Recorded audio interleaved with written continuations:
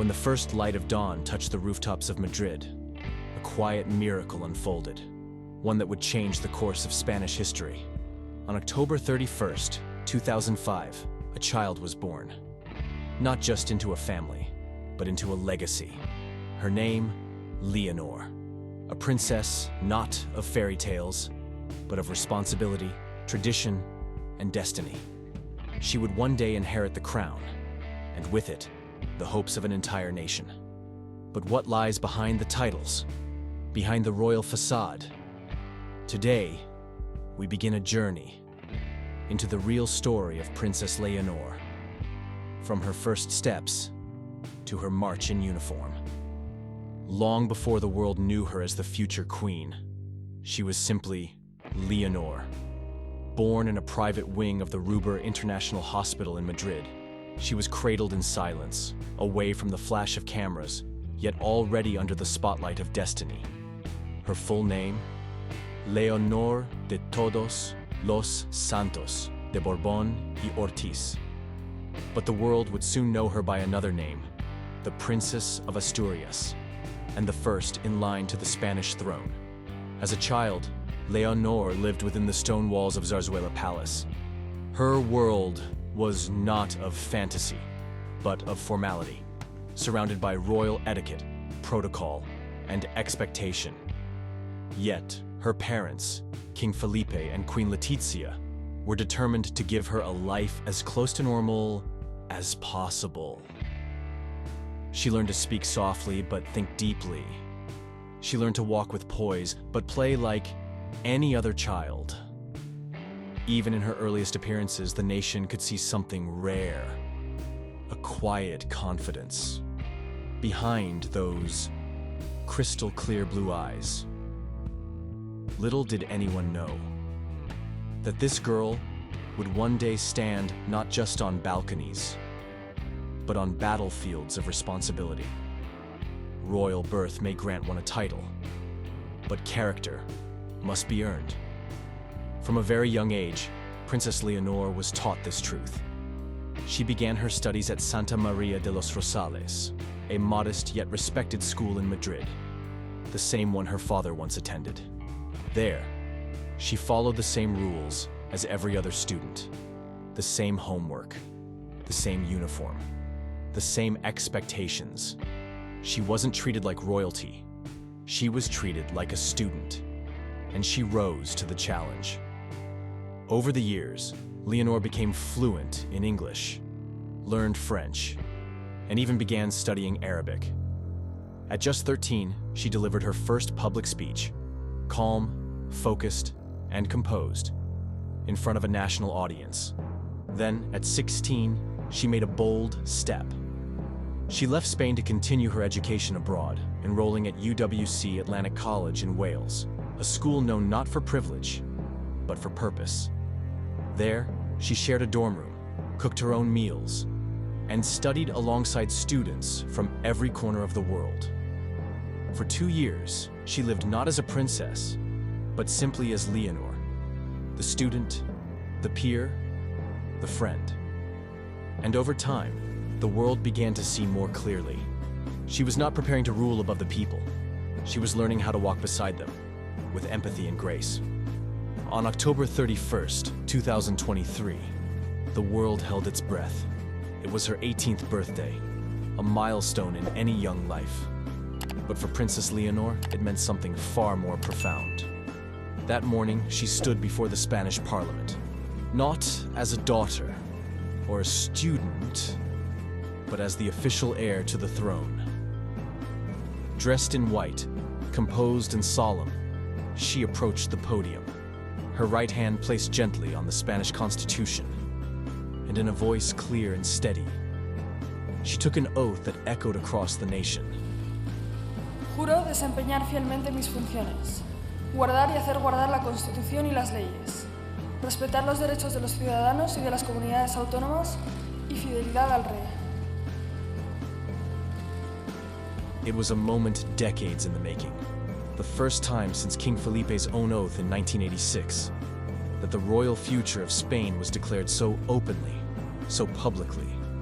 But what moved the country was not the ceremony. It was her. The dignity in her posture. The weight she carried in silence. The unwavering calm of someone who understood exactly what was being asked of her.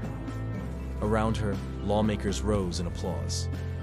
The king looked on, no longer just a monarch, but a father watching his daughter step into destiny. And as the applause faded, Leonor bowed her head, not out of obligation, but out of respect. From that moment on, she was no longer just preparing. She was beginning. A new chapter in the Spanish monarchy had been written, not with grandeur or spectacle, but with quiet courage and a single, steady promise. Just weeks after her public oath, Leonor made a decision that surprised even her critics. She entered the Spanish military academy in Zaragoza, the same institution that had trained her father, King Felipe. From that moment, the royal titles were left behind. She was no longer Her Royal Highness, but simply Cadet Bourbon. Her long hair was tied back, her uniform identical to everyone else's. She rose at 6 each morning, trained in formation, marched in the mud, practiced navigation, radio protocols, firearms. Her bed had to be perfectly made, her boots polished to a mirror shine. There were no cameras, no comfort, and no shortcuts. For many young royals, military training is symbolic. But for Leonor, it was real. She stood in line, took orders, ate in silence with her platoon. And slowly, something changed. Her instructors began to praise her discipline. Her fellow cadets, once distant, began calling her compañera. No fanfare, no headlines, just quiet respect, earned day by day. In a world that so often doubts the sincerity of royalty, Leonor chose to prove her worth not with words, but with sweat, endurance, and steel. She was no longer just training for the crown. She was becoming strong enough to carry it. In an age of change, when monarchies across Europe face new questions, Princess Leonor is quietly becoming something rare. A royal figure who doesn't just inherit tradition, she redefines it. Unlike past generations, she's growing up with social media, global headlines, and the eyes of an entire generation watching her every move. Yet somehow, she remains grounded. She appears at public events with confidence, but never arrogance. She listens more than she speaks, asks questions, and often thanks others before taking credit herself. In schools, students cheer when she visits. They don't see a distant figure from a palace. They see someone who speaks their language, sometimes quite literally. Fluent in multiple tongues, Leonor engages with youth not just in Spain, but across Europe. Magazines call her the modern monarch. Some even compare her poise to that of Princess Kate, but with a uniquely Spanish sense of calm. She doesn't seek attention, but she earns admiration. And slowly, the people are beginning to trust her, not because of her crown, but because of her character. In Leonor, many see a future that feels familiar, hopeful, and human. The future is never promised, and yet, sometimes it reveals itself early, in the way someone walks into a room, in how they choose silence over spectacle. Princess Leonor does not shout to be heard. She does not need to. Her presence speaks. In every step of her journey, from the school desk to the military ground, from quiet speeches to solemn oaths, she has shown the world something clear. She is not waiting for the crown to define her. She is defining it.